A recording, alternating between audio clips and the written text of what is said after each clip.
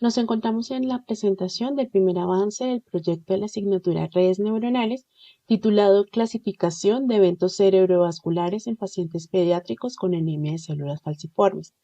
Este trabajo es desarrollado por Dina Constanza Toro y quien les habla, Cindy Tatiana Córdoba, estudiantes de la maestría en analítica de datos. El problema en el cual hemos centrado nuestro trabajo está relacionado con la anemia de células falciformes, que es una enfermedad que se caracteriza por la forma anómala de los glóbulos rojos que toman una apariencia de media luna. Este tipo de malformaciones favorecen la disminución del periodo de vida de las células sanguíneas, generando una obstrucción de los vasos, lo que desencadena una serie de patologías. Entre ellas, se pueden encontrar crisis dolorosas en articulaciones, dilatación y posterior muerte del vaso, así como el aumento en la posibilidad de experimentar un infarto cerebrovascular, que según estudios que se han realizado es la causa principal de muerte en los pacientes con anemia de células falciformes. Los orígenes de esta patología se han rastreado a una mutación genética que tuvo orígenes en poblaciones localizadas en algunos países africanos, asimismo como en la India y en Arabia Saudita. Y esto se dio como una respuesta generada por el mismo organismo para protegerse contra la malaria, formando una mutación a nivel cromosómico del gen que afecta esta enfermedad. Así que, de alguna manera, los pacientes con anemia de células falciformes tienen algún tipo de protección contra la malaria. Adicionalmente, se tiene que esta enfermedad se ha ido expandiendo por todo el mundo gracias a las diferentes migraciones y también al proceso relacionado con la trata transatlántica que sabemos duró más de 400 años.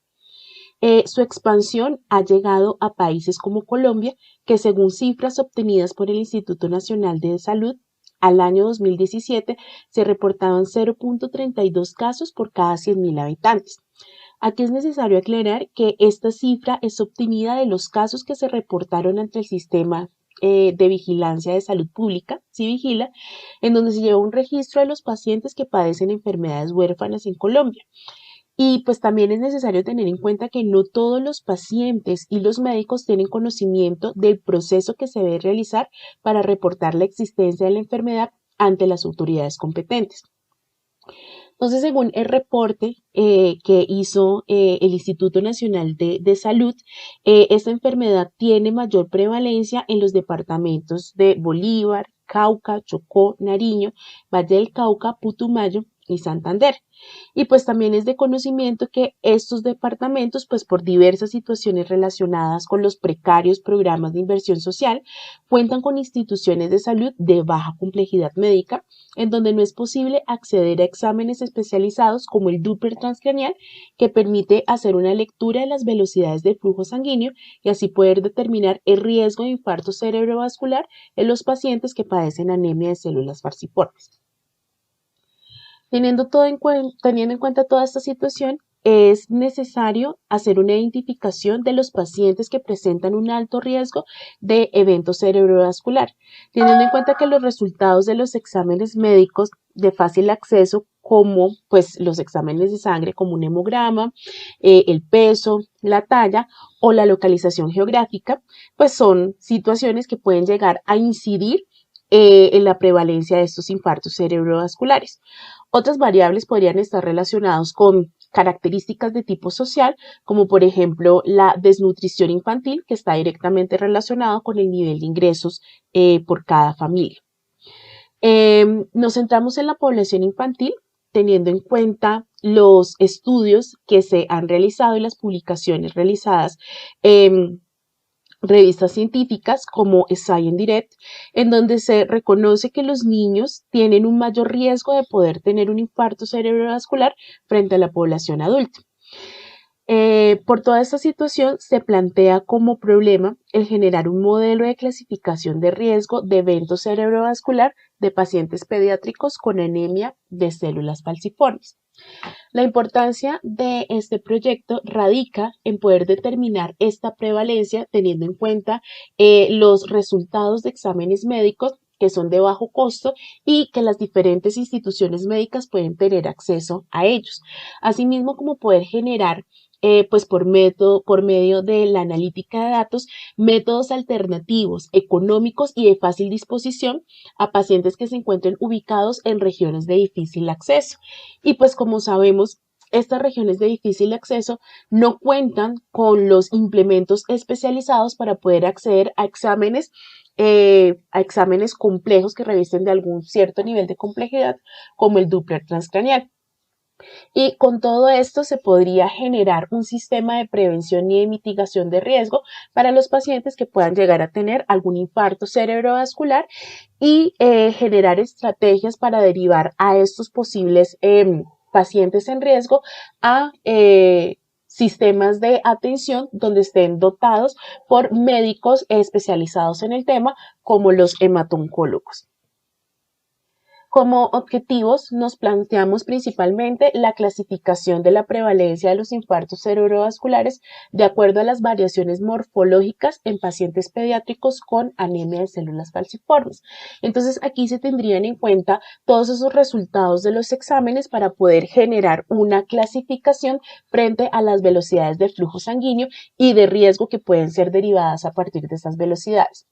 Dentro de los objetivos específicos se plantea la identificación de los factores morfológicos asociados con la prevalencia de los infartos cerebrovasculares en los pacientes pediátricos con anemia de células falciformes, así como la realización de un análisis de clusterización para poder determinar las asociaciones que pueden presentarse dentro de las variables relacionadas con las morfologías de los pacientes pediátricos con anemia de células falciformes y, por último, determinar el tipo de red neuronal más apropiado para poder realizar esta clasificación de riesgo de evento de infarto cerebrovascular. Cordial saludo, profesor. Dando continuidad a lo expuesto por mi compañera Tatiana, se va a demostrar la fuente de datos que tenemos. La fuente de datos fue obtenida gracias al doctor Tulio Moreno, en los cuales nos facilitó la información. Esto pues lo realizó gracias a los datos obtenidos en los resultados de la tesis de grado de él, de indicadores antropométricos y riesgos de eventos cerebrovasculares en niños con drepanocitosis en Colombia. ¿Qué consta en nuestra base de datos? Nuestra base de datos consta de 145 variables y 225 registros. Esto contiene información sociodemográfica, contiene registros clínicos del paciente o del niño y un análisis del examen del Doppler transcraneal. Nuestra variable objetivo, ¿cuál es? Es denominada alerta, en los cuales pues, nos indica si el niño puede llegar o no a presentar un evento de un infarto cerebrovascular. Sin embargo, tenemos un incidente con nuestras bases de datos, que se los voy a mostrar a continuación. Hay datos como tales que se encuentran nulos y realizando aquí como un análisis exploratorio de la base de datos, se evidencian que algunas de las variables registran con más de 50 datos nulos. Para ello, pues vamos a realizar una imputación en los datos.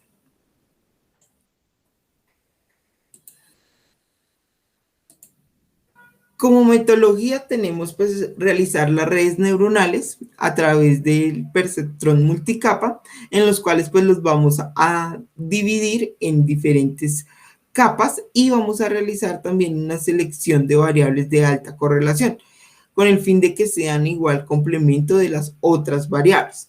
Adicionalmente pues vamos a mirar qué metodología utilizamos para hacer una reducción de dimensionalidades de las bases de datos. Como métricas, bueno, inicialmente se tiene planteado realizar una curva ROC que permite de forma gráfica pues identificar las calificaciones de falsos positivos, verdaderos positivos, negativos positivos y verdaderos negativos. Digamos que la idea con esta matriz de confusión es que nos indique qué tan bueno puede ser nuestro modelo. Igualmente, pues se van a tener en cuenta los resultados que nos arrojen a través de la accuracy, la precisión y el F1. Como próximos pasos que tenemos el procesamiento de los datos, como se ha dicho anteriormente, pues realizar la imputación de datos y la reducción de dimensionalidades. Y también tenemos pues la construcción de la red neuronal, la validación y análisis de los resultados y finalizar pues las conclusiones que nos arrojó pues el modelo. Muchas gracias.